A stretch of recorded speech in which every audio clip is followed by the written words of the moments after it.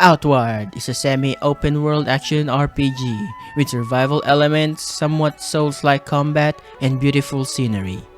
Now imagine this game in VR. Actually, you don't need to, because I'm here to tell you how to install it. You can play this with just the VR and no other mods. But I don't recommend because the VR mod isn't perfect and does have some jankiness. So you might want to mod it just a little bit. Let me tell you that I've only tried this on the Definitive Edition on Steam. If you have a different version, play on the console or some other versions. You might want to experiment a little bit.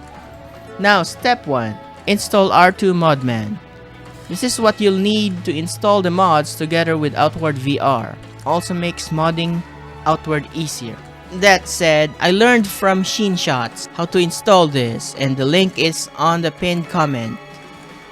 It's only 6 minutes long. It's very easy to follow, so just go to this video first. Step 2. Install Outward VR mod. It's on GitHub. The link is also on the pinned comment. Now calm down, I know GitHub is a confusing website. When I first got there, I have no idea what I'm looking at. But I'll show you where to click. On the right side, it says Releases. Click on the Outward VR and a number. Click that. It will bring you to another page. Then you wanna scroll down. You'll see Assets. Outward VR, bunch of numbers, click that. It will then download the zip file.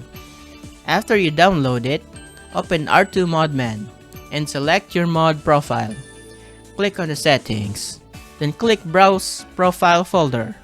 You wanna extract the content of the Outward VR folder here.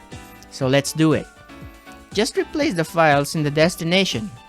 Now you can start modded in R2 Modman and you can play Outward VR. But we're not done yet. Step 3. Install mods you need for VR. There are only 2 mods you really need for VR. The first one is Super Sprint by Boctimus.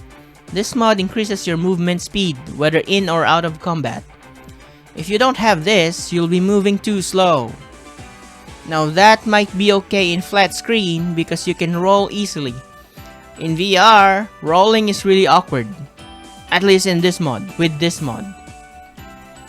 The second one is Combat Dummy by Sinai Dev.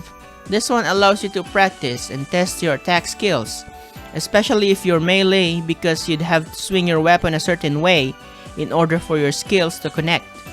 For example, you'd have to be swinging your dagger in order for your dagger slash and backstab to hit. But for opportunist stab, you'd have to move your hand a little bit and then slash forward like you're charging. Other than that, I have mods that I recommend, but I can't say you need anything else. Recommended settings. Change the locomotion from hand-based to head-based.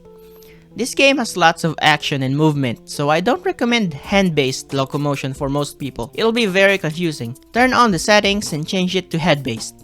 Difference between VR and the normal game. Because this isn't really intended to be a VR game, there are bound to be some jankiness. Like what I've told you earlier, rolling is awkward.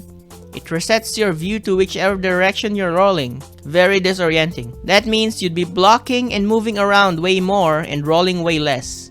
Preferably no rolling at all, but I found some situations where you can't really avoid an attack if you don't roll. Like the Pistol Shrimp's magic projectile. Depends on your build though. I think you can block it with a shield or mace infusion. I started with a dagger and sword build so I can do neither of them. In that situation you can only roll. Or maybe run in zigzag since we have a super sprint mod. You can also move while attacking. And I think it's easier to nail the parry skills because they're right in front of you. Other than that, you also have to swing your weapon properly in melee. If you swing it up and down, good luck trying to hit anything.